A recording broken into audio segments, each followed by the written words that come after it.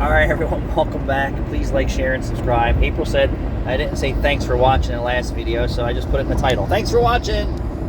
Because you guys always notice, and everybody comments it. We love you, thank you. So, there's this guy on YouTube that has 2 Rivians now. And I laugh because he does these videos and he just charms up having an EV vehicle. So yesterday, it comes across that emergency service needed on his Rivian, and I just laughed. And it shows a Rivian service technician coming out and says, "Yep, 12-volt battery needs to be replaced." And that's $500. $500. I mean, your new car. The batteries for that have to be more than $500. Well, there's 2. So it has a 12-volt battery in it, I believe, and it has the hybrid battery, or the EV battery. And I just chuckled how he's like, "Oh, they're so maintenance free and nothing goes wrong, and I get free charges," and you know, it glorifies the EV experience. They still require repairs and maintenance, dude. And I wouldn't be too happy about it, but you know, the EV market is such a thing that nobody tells you all the bad about an EV vehicle. They just try and tell you all the good. And today's vehicles with the newest generation batteries, they're expensive, $200-300 for a battery plus labor. But the Rivian service technician didn't say it was free.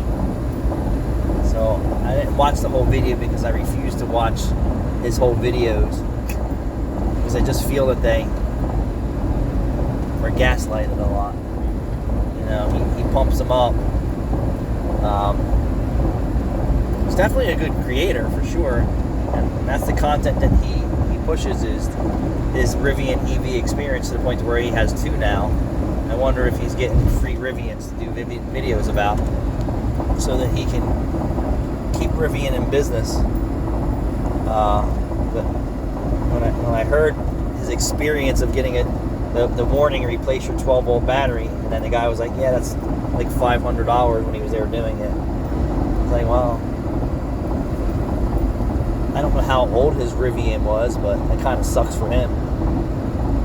I'm sure it was out of warranty. I wonder if he bought a used one. I don't even know. I don't even know this guy's name. Do you know his name? No. I absolutely do not. I think he's the only one doing videos on Rivians. Great personality guy. But whoa. We were on the brakes hard here. You see the flashing red lights, yo? 5 hundos. Yeah, man.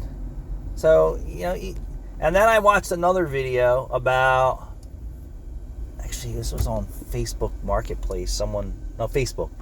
So someone commented that they have the EV Mustang, and it has 20-something thousand miles on the car, and he's on his 2nd set of tires.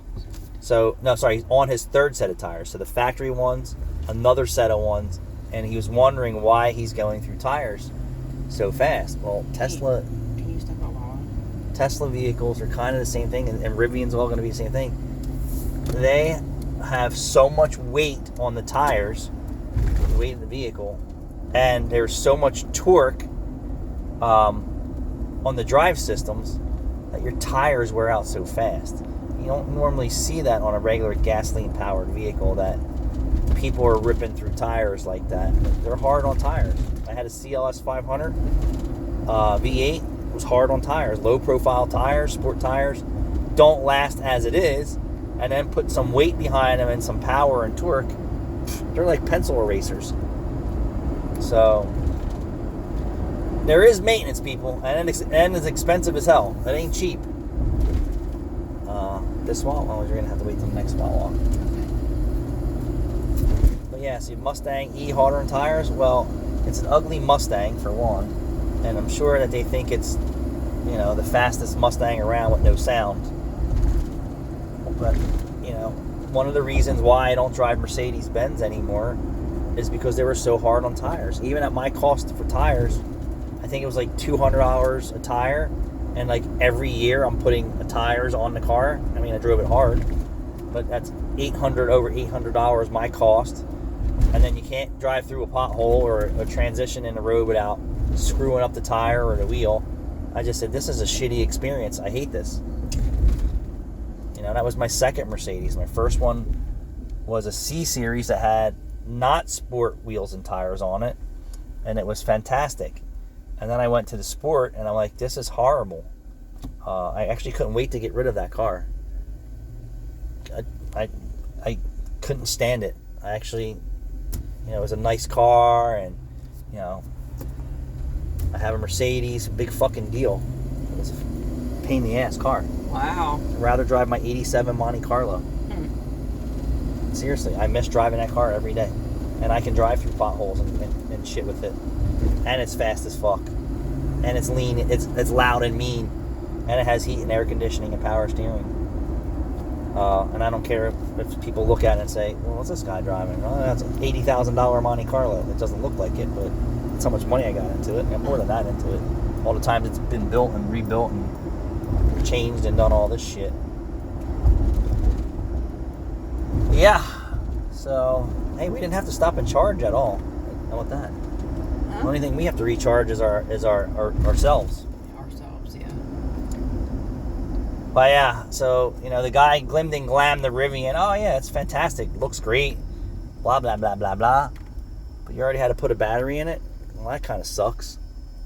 You'd have to do that with your gasoline power car, and it probably would be cheaper. Mm. And then your insurance on a Rivian or a Tesla or that is way more than what it costs for a gasoline powered car. And I tell anybody who buys a new car who doesn't know what they're buying, they're just buying a new car and a car payment. That's what really they're doing. Like, oh, I like this car and I can afford it, so I'm going to get it. And I'm just going to show this tire right here on these low profiles. Yeah, they're not cheap and they don't like potholes. That's a fact. And the Subaru in front of it, that car likes potholes, and you're not going to ruin a rim or the tire necessarily with that. So I try and have vehicles now that have sidewall, and it's just me being a smarter buyer. Is like, I could care less about the wheel and tire package. I would rather have a non-sport tire than a sport tire, because I know for a fact that they just can't handle the roads today, for one. And they don't last long. No sport tires last long. There's a sport tire means it's on a sports car usually, and whoever's driving it is a sport. Sport. Telluride. Everyone loves a Telluride. All right, so that was me. I'm not an EV lover. I actually prefer people to buy hybrids, to be honest with you, if you're looking to be a dual-purpose vehicle. But even those are expensive 10 years later. Nothing cheap about an automobile today. None at all. I'd rather change the oil on it and get 300,000 miles or more out of a motor and transmission than have to worry about an electric motor failing 10 years later, a battery failing, and that shit costs like 20 grand. It costs like 20 grand to put a brand new engine in a Corvette if you ruin it. Yeah. All right, thanks for watching.